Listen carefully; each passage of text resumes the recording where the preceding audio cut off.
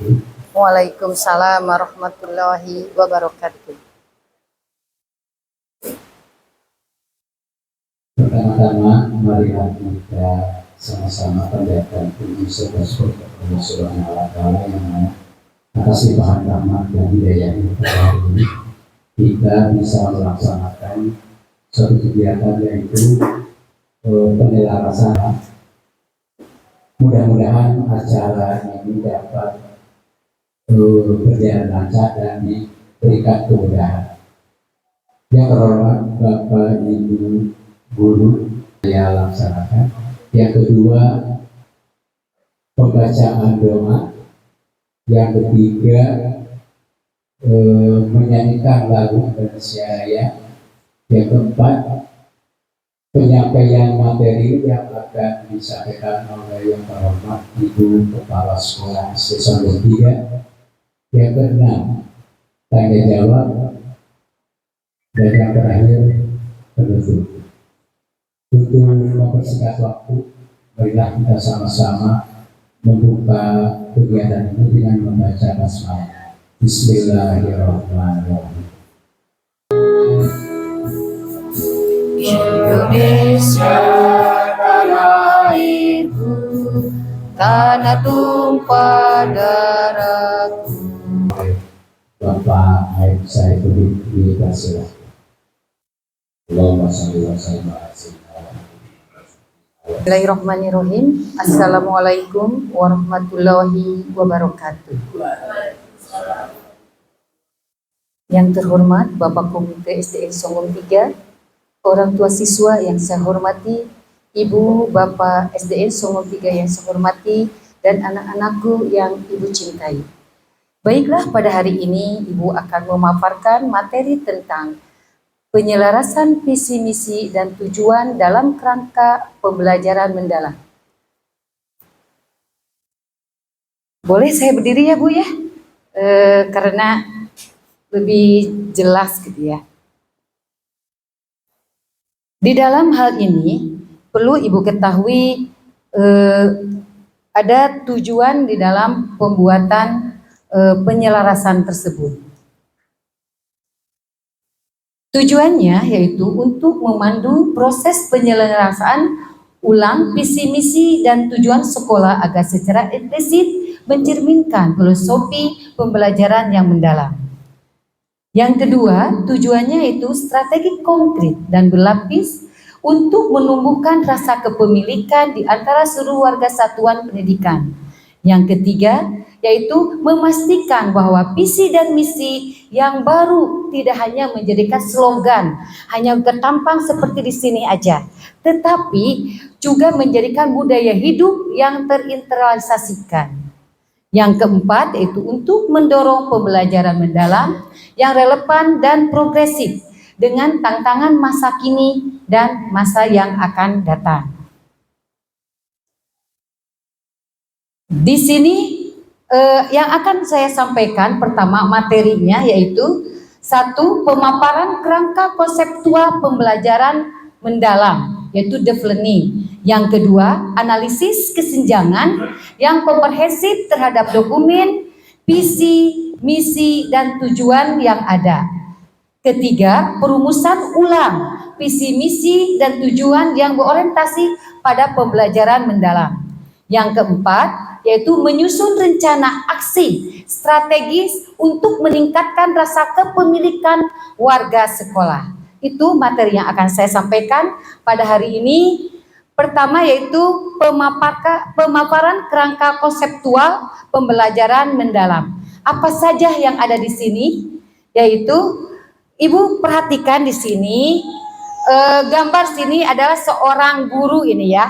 Bapak guru, di dalamnya ada Bapak guru dan Ibu guru. Kenapa Bapak guru berhadapan dengan IT? Perlu Ibu ketahui. Kenapa? Kira-kira. Yuk, siapa yang mau menjawab? Kenapa Ibu Bapak di sini perhatikan gambarnya selalu berhadapan dengan komputer? Iya, pemanfaatan teknologi. Siapa lagi? Kira-kira. Belajar melalui media AI. Iya, terima kasih. Selain itu, untuk apa guru selalu berhadapan dengan IT ini? Untuk apa? Ya, siapa? Untuk berkomunikasi seperti Zoom. Iya, bisa ya. Intinya di sini banyak manfaatnya. Jadi di sini dilihat dari gambar di sini, Bapak guru sedang berhadapan dengan komputer atau laptop. Itu tujuannya bahwa IT saat ini diperlukan sekali. Sedikit-sedikit pasti kita menggunakan IT, betul tidak, Bu? Ya, jadi bisa menggunakan tools AI, bisa menggunakan ChatGPT, terus menggunakan bisa menyanyi juga dengan Suno, Gama. Ini sangat diperlukan oleh Bapak guru. Untuk apa? Untuk kira-kira yang beraplikasi seperti itu. Untuk pembelajaran lebih bermakna. Iya, untuk mempermudah dan pembelajaran lebih bermakna. Ya, itu diantaranya. Coba Ibu lihat lagi ke sini. Nah, ini anggap Ibu guru nih, sosok Ibu guru yang rapi. Nah, di sini ada prinsip pembelajaran mendalam. Prinsip pembelajaran mendalam itu pembelajaran yang berkesadaran, pembelajaran yang bermakna, pembelajaran yang mengembirakan. Jadi ibu bapak guru ketika mengajar itu harus berkesadaran kepada anak itu. Anak itu harus bisa oh, saya penting sekali nih belajar ini. Terus juga bermakna. Bermakna dikaitkan dengan kehidupan yang nyata, dengan kontekstual, dan juga harus mengembirakan kepada anak sehingga anak itu belajar akan lebih senang, terus bermanfaat dengan kehidupan yang nyata. Oh iya ya, belajar seperti ini, bukan hanya teks saja. Anak-anak, hari ini kita buka buku halaman sekian, tidak lagi seperti itu sekarang ya Ibu Bapak. Jadi harus pembelajaran itu harus yang berkesadaran, bermakna, dan mengembirakan kepada anak. Sehingga anak itu dengan belajar akan lebih menambah ilmu, sangat mengerti dengan kehidupan yang nyata. Lanjut Ibu di sini. Nah, selain itu juga ada dimensi profil lulusan. Kalau dulu kita ada apa? Dulu ketika sebelum deep learning. Ya, P5 ya. P5. P5 itu apa saja, Pak? Ada 6 ya, Pak ya? Iya.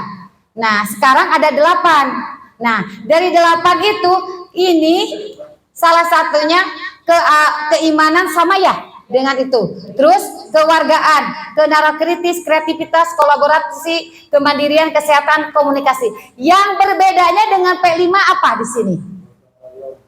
Ayo, gotong royong dulu ada, berarti sama kolaborasi, Pak. Ya, komunikasi, apalagi Pak? Kesehatan, apalagi? Kewargaan, ya kewargaan. Itu yang tidak ada. Ya betul ya Bu ya. Nah, hanya ditambah namanya sekarang mah dimensi profil lulusan. Kalau dulu bukan. Itu aja, hanya ada penambahan. Perlu Ibu ketahui ya Bu ya, ada perbedaan. Sekarang pengalaman belajar, pembelajaran yang mendalam. Di antaranya ada memahami, mengaplikasi, merefleksi. Ibu ketika mengajar itu harus memahami dulu apa yang akan diajarkan. Dan bagaimana cara menerapkan, mengaplikasikan kepada anak. Juga bagaimana merefleksi, apakah anak sudah paham atau belum dalam materi pelajaran tersebut. Baik matematika, mau pelajaran yang lainnya. Jadi bukan hanya yang tadi itu, PPT ya, tetapi PPB sekarang. Apa coba PPT, Pak? PPT itu pola pikir yang tetap. Tetap. Contohnya? Contohnya misalkan, saya sudah sudah tua nih. Tidak mau belajar misalkan. Kemampuan saya sudah di batas maksimal. Oh, itu katanya PPT. Jadi PPT zona aman, tidak mau merubah dan tidak mau bertambah. Udah segitu, bahwa saya mengajar teh seperti ini, itu aja. Nah, sekarang bukan begitu, Bu. Jadi apa? Pola pikir bertumbuh. Kayak bagaimana, Pak Cecep? Ayo, contohnya. Ya, keluar dari zona aman, merubah pola pikir, grow mindset ya. Jadi bahwa kita merasa kekurangan dalam ilmu, ya Pak ya. Jadi ingin belajar dan belajar. Begitu Bu? Setuju tidak Bu? Apakah setuju PPT atau PPB? Nah, mudah-mudahan di sini guru-guru berubah jadi PPB. Iya, mudah-mudahan ya. Jadi belajar itu harus ada penambahan ilmu. Jangan, saya sudah enak nih. Jangan ya. Ibu juga masih kurang ilmu ibu. Lanjut, sekarang nih. Tadi analisis kesenjangan visi misi dan tujuan SDN Songong 3. Kesenjangan itu ada ketidakkorelasian, ya. Jadi di sini metodologi analisis yang disarankan adalah menggunakan data pendukung yang komprehensif seperti raport pendidikan. Alhamdulillah raport pendidikan kita bagus ya, tapi tetap perlu ditingkatkan. Apa Bu Lela di raport pendidikan kita yang paling kurang? Kita semua sudah hijau, tapi ada yang kurang apa? Coba yang diingat di raport kita. Proses pembelajaran sama yang kemarin yang lihat yang kebinekaan. Iya, kebinekaan kita sudah hijau semuanya, hanya ada penurunan dan meningkatkan mutu pendidikan ya, itu 2. Nah, berarti di sini ibu bapak harus belajar lagi, harus bagaimana kebinekaan itu, bagaimana meningkatkan mutu pendidikan itu, ya. Kebetulan, nah sekarang adanya perubahan lagi dengan pendekatan deep learning. Nah, selain itu juga adanya analisis SWOT. Coba apa SWOT itu? Strength, ya, iya. Nah, strength itu kuat. Nah, dikira-kira di SDN Songong 3 ini kuatnya apa? Coba, paling kuatnya apa kira-kira Pak? Bisa dibilang sumber daya guru-guru lah, Pak. Iya, bagus Pak. Kekuatannya? Iya, kekuatannya di SD Songong 3 itu guru mempunyai 16 ya. Itu adalah kekuatan. Terus muridnya juga 341, itu juga menjadi kekuatan. Nah, sekarang ini yang weakness apa? Kelemahan. Kira-kira Bapak kelemahan dari Songong kita apa? Ayo. Budaya. Masih menutup perkembangan Zaman, ya. Budaya. Oke, selain itu apa kelemahannya kita? Kurangnya keamanan. Kurangnya keamanan itu keancaman loh Pak. Iya. Kalau menurut saya kelemahannya kita sekolahnya tidak terpusat. Kita mempunyai 3 tempat. Bagian A, bagian B, bagian C. Karena kita di merger posisinya. Jadi kita tidak satu lingkungan yang punya di benteng. Itu adalah kelemahan kita. Ya. Nah, sekarang peluangnya apa? Nih peluangnya. Kita peluangnya, kira-kira peluang apa? Di kita peluangnya apa? Coba, desdes penting. sarana dan prasarana sudah memenuhi standar. Iya. Nah, itu boleh dijadikan kekuatan juga peluang. Ya, kekuatan kita juga betul tadi selain SDM-nya, juga IT-nya juga itu peluang bagi kita. Peluang bagi kita untuk meningkatkan mutu pendidikan. Ya, mutu pendidikan karena kita mempunyai Chromebook 15, TV touchscreen, itu ya banyak itu peluangnya. Laptop habis guru hampir punya semuanya. Terus ini keancaman. Ancamannya tadi apa Pak Gun-Gun? Ke Bapak Ayat tadi apa? Keamanan. Betul. Keamanan kita kurang. Nih, ancaman kita. Terus coba apa keancaman kita? Apa? Barang-barang sehingga jadi rusak. Apa itu namanya? Ancaman bukan itu? Kurangnya perawatan. Iya betul Bapak. Kurangnya perawatan kita itu. Barang sudah ada, tetapi itu kurang mengelolanya. Terus juga ada juga tenaga IT ya, belum ada. Itu ancaman atau peluang ya, bukan ya itu apa? Kalau tenaga IT, hambatan berarti ya. Tapi bukan satu ancaman tapi ya. Oke, kelemahan berartinya maksudnya itu. Nah, itu perlu dipikirkan oleh kita. Kekurangan, kelebihan, dan peluang tersebut dijadikan modal untuk kita. Tadi kata Bu Ita bahwa di sini belum menerima budaya, bahwa menyatakan bahwa IT di sini itu orang tua menyatakan haram. Betul ya? Masih ada orang bahwa IT itu haram. Ancamannya juga ada IT. Apa? Anak penggunaannya kurang tepat di luar kontrol guru.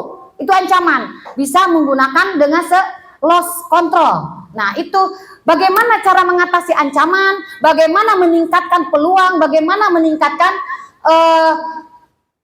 peluang, terus kekuatannya, kelemahannya saling menutupi dari keempat itu supaya kita lebih bagus. Oke, lanjut mengarahkan.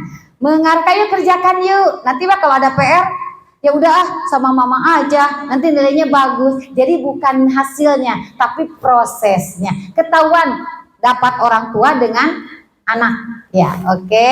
Terus mengasah kreativitas, inovasi murid dengan pemanfaatan teknologi dan budaya literasi. Nah, ini yang perlu ditingkatkan, pemanfaatan teknologi. Kita sudah banyak nih teknologinya, alat-alat IT, walaupun ada sedikit kerusakan sedang diperbaiki.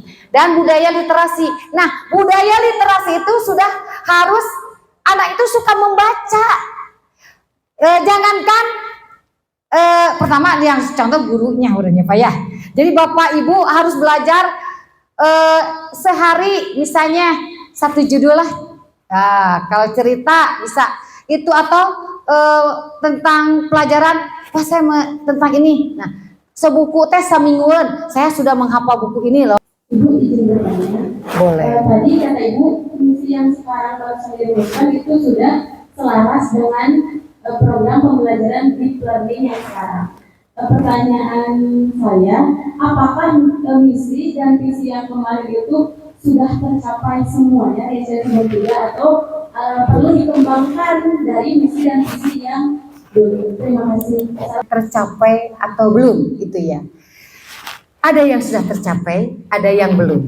Kalau yang tercapai, alhamdulillah kita bisa diganti ya atau dipertahankan. Kalau yang belum masih ada. Pada saya belumnya kan tadi sulit terukur ya, sulit terukur keberhasilan ini sudah tercapai atau belum? Itu kesulitannya. Makanya sekarang jelas di sini saya apa ya seperti ini, beriman dan berkarakter. Nah, beriman, mengukur beriman Pak Ustadz tadi ada indikatornya ya Pak ya. Nah, itu indikatornya. Jadi diukurnya, oh anak berhasil nih karena ada indikator-indikator seperti itu. Yang kemarin menurut saya sebagian sudah, tapi sebagian juga berkarakter yang sulit diukur. Nah, berkarakter itu kita pertahankan terus kita lakukan. Coba, masih anak berani membuang sampah di mana aja? Masih siapa ya? Masih? Nah, itu juga kan belum belum sampai tertanam. Nah, makanya berkarakter itu diukurnya agak sedikit sulit, tetapi kita tetap yang kita pertahankan. Maka yang tadi itu seperti ini masih kita dipertahankan bentuk murid yang beriman, berakhlak mulia dan berkarakter Pancasila. Jadi kita tetap dipertahankan yang itu. Karena sampai ini anak belum mencapai, kalau misalnya persentase belum mencapai 100% lah, baru 80%. Kalau pertama sampah teh babalata kene, di berkarakternya belum tertanam. Tapi sekarang sudah mulai. Anak-anak pagi-pagi, nah ini harus digerakkan dengan siapa aja? Berarti semuanya, mulai dari guru, begitu lihat sampah dan di kelas maupun di luar sudah ditanamkan. Diberitahu kepada anak. Jadi tidak usah malu. Kayak saya dulu pertama datang begitu dari Grab turun, hei anak-anak, ayo bulungan sampah. Seperti itu. Itu emang sudah dibiasakan. Akhirnya pasti ada yang begini, ya ada buka es tuh, ayo sama-sama. Nah itu udah mulai diajak. Kalau udah kebiasaan akhirnya tertanam, sehingga menjadi budaya. Menjadi budaya akhirnya, aduh enak mulai sampah. Contohnya yang di sini aja, kok bau sih? Nah saya maka memberikan parfum karena saya tidak biasa mencium yang agak kurang enak gitu. Jadi itu sudah membudaya karena nggak enak kalau saya itu kalau melihat yang jorok, melihat yang itu. Jadi itu harus tertanamkan ke anak. Udah itu sedikit-sedikit sudah mulai tumbuh ya, sudah mulai berkembang. Terus juga kecerdasan berpikir kritis saya lihat di berbagai kelas guru sudah mengajak seperti itu. Jadi tetap dipertahankan itu. Terus belum ini habis kita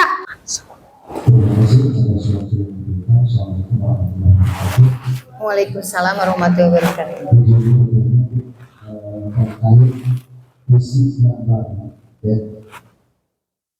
Yang mana merumuskan visi kita merumuskan visi yang baru yang aspiratif dan holistik. Mungkin mohon maaf Bu, jadi ini kata-katanya memang kata-kata yang mungkin sedikit lah yang mengerti, dan juga tentang budaya lingkungan. Mungkin mohon maaf kalau bisa lebih memaparkannya seperti apa sih penjelasannya tentang budaya lingkungan yang harus diterapkan di lingkungan sekolah kita. Mungkin itu saja yang saya sampaikan. Terima kasih. Siapa yang akan dipertamakan? Yuk, sebelum saya jawab, berbudaya. Jadi sudah budaya itu membudayakan. Jadi membiasakan. Ada yang ingin ditanya apa? Membantu atau sebelum saya jawab? Ada enggak? Atau saya aja? Oke. Ya Pak Mip, ini berbudaya itu membiasakan. Membudayakan itu dibiasakan setiap hari, baik di dalam misalnya sikap dari karakternya itu harus bagaimana nih dibudayakan setiap hari ini, gitu ya. Jadi sudah tertanam nukitu teh, jadi sudah biasa dibiasakan membudaya. Nah, membudaya di lingkungan berarti di lingkungan ini. Jadi jangan budaya lingkungan itu bersih gitu. Jangan, bukan berarti itu. Budaya lingkungan itu tidak hanya itu aja. Jadi baik dari berimannya itu kita bagaimana sih meningkatkan dengan adanya rutinitas setiap hari itu setiap hari Jumat, terus juga dibiasakan olahraga juga untuk anak sehat itu ya. Terus juga bersikap tutur kata yang baik itu sudah dibudayakan. Jadi tiap hari dibudayakan, dibiasakan, baik sopan santun, cara ucap, cara menjaga lingkungannya juga gitu ya. Jadi sudah tertanam gitu teh. Jadi sudah membudaya, jadi sudah menjadi kebutuhan gitu Pak ya di sana itu. Nanti yang lebih jelasnya nanti saya paparkan khusus di lain hari. Budaya itu kayak apa aja gitu ya. Jadi intinya itu berbudaya lingkungan itu berbudaya dibiasakan kehidupan sehari-hari baik oleh siswa maupun guru. Jadi guru harus biasakan Pak tiap datang assalamualaikum, cium tangan. Sudah berbudaya belum begitu? Sudah membudaya ya? Ayat S itu kan salam, sapa, senyum. Itu kan dibudayakan di lingkungan sekolah kita itu. Itu juga bersikap mencontoh, memberikan suri teladan kepada anak. Itu sudah dibudayakan sehingga anak itu sudah iya ya tata krama juga itu dina karakter, itu juga rutinitas. Terus peduli lingkungan, peduli kepada sesama, itu sudah terbudaya sehingga anak kalau ada anak ada yang sakit ya, kita tengok ya, itu kan karena sudah tertanamkan sehingga menjadi budaya memberikan testimoni dari pembelajaran mendalam dari yang dihubungkan dengan visi dan misi yang telah dijelaskan oleh Ibu Kepala Sekolah. Saya di sini sudah melakukan dan merancang pembelajaran deep learning dan itu sangat membantu saya untuk lebih memberikan materi lebih mendalam dan lebih memotivasi siswa dan juga memberi pembelajaran secara kontekstual. Dan untuk peserta didik juga sangat bermanfaat, mereka bisa termotivasi lebih meningkatnya nilai dan juga lebih bersemangat dalam pembelajaran. Mungkin untuk kedepannya saya akan lebih merancang kembali supaya pembelajaran yang saya terapkan lebih kreatif dan lebih bermakna untuk anak-anak. Mungkin seperti itu. Terima kasih. Ya, terima kasih Bu Nita, berikan oplos ya. Lanjut. Terima kasih Bu Tari. Waalaikumsalam warahmatullahi wabarakatuh.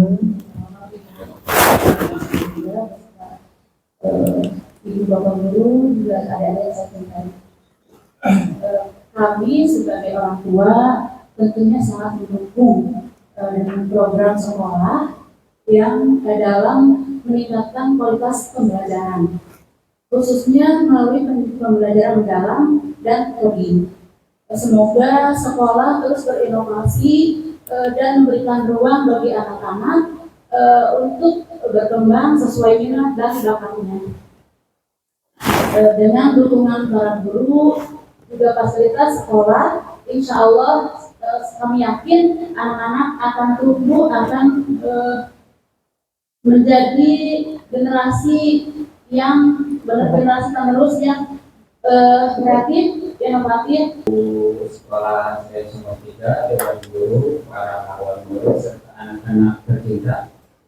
Saya Ketua Komite SDN Sokong 3 sangat setuju dan bangga dengan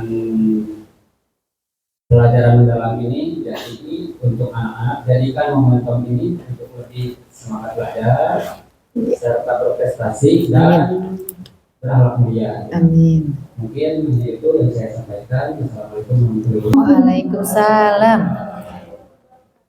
Saya akan mengungkapkan pesan pelajaran di kelas saya. Belajar dengan cara pembelajaran mendalam membuat saya menjadi paham materi, bukan hanya menghafal. Saya juga merasa lebih mudah menghubungkan pelajaran dengan kehidupan sehari-hari saya. Jadi belajar terasa lebih berkesan. Belajar coding itu sangat menyenangkan. Saya juga bisa membuat program sederhana sampai animasi. Sekarang saya sudah tahu bahwa coding itu bukan hanya sekedar tentang komputer saja, tapi juga tentang melatih logika, kesabaran, dan kreativitas juga. Assalamualaikum warahmatullahi wabarakatuh. Waalaikumsalam warahmatullahi Assalamualaikum warahmatullahi wabarakatuh. Waalaikumsalam warahmatullahi wabarakatuh. Bapak Ibu guru, orang tua dan anak-anak yang kami cintai. Hari ini kita bersama-sama merumuskan sebuah visi baru bagi SDN Sokong 3. Visi ini bukan sekedar tulisan di dinding atau kata-kata indah yang dibacakan saat upacara, tetapi merupakan arahan perjalanan dari cita-cita bersama yang akan kita wujudkan dari hari ke hari. Visi tersebut adalah terwujudnya peserta didik yang beriman, karakter, cerdas, mandiri, inovatif, dan berbudaya lingkungan untuk menghadapi tantangan masa depan. Artinya, kita ingin anak-anak di SDN Sokong 3 tumbuh menjadi pribadi yang dekat dengan Tuhan, memiliki akhlak mulia, cerdas pikirannya, mandiri dalam sikap, serta kreatif dan inovatif dalam menghadapi persoalan. Tidak kalah penting, mereka juga dibentuk untuk mencintai dan menjaga lingkungan, karena masa depan bukan hanya tentang teknologi, tapi juga tentang keberlanjutan kehidupan. Visi ini lahir dari semangat kebersamaan kita, aspirasi orang tua, harapan para guru, semangat anak-anak, serta dukungan masyarakat. Semuanya berpadu menjadi satu. Dengan begitu, visi ini tidak hanya mencerminkan impian sekolah, tapi juga cermin harapan kita bersama. Kita percaya pendidikan bukan sekedar mengajarkan pelajaran kelas. Pendidikan adalah membentuk manusia seutuhnya yang beriman, berkarakter, dan siap menghadapi perubahan zaman. Dengan visi ini, SDN Sokong 3 akan terus melangkah maju menjadi sekolah yang tidak hanya mendidik murid cerdas, tapi juga membesarkan generasi yang tangguh, peduli, dan berkontribusi positif bagi masyarakat dan bangsa. Mari kita bergandingan tangan mewujudkan misi ini demi masa depan anak-anak kita, demi masa depan Indonesia. Alhamdulillah acara kegiatan penyelesaian visi-misi sudah kita laksanakan dari awal sampai akhir dengan diberikan pelajaran. Saya selaku pengatur waktu dan pembawa acara, mohon maaf bila ada kata-kata yang kurang berkenan. Untuk itu, untuk menutup, marilah kita sama-sama membacakan hamdalah. Alhamdulillahirabbil alamin. Billahi bismillah. Assalamualaikum warahmatullahi wabarakatuh. Waalaikumsalam warahmatullahi wabarakatuh. Ini di kampus Ayah Ramah.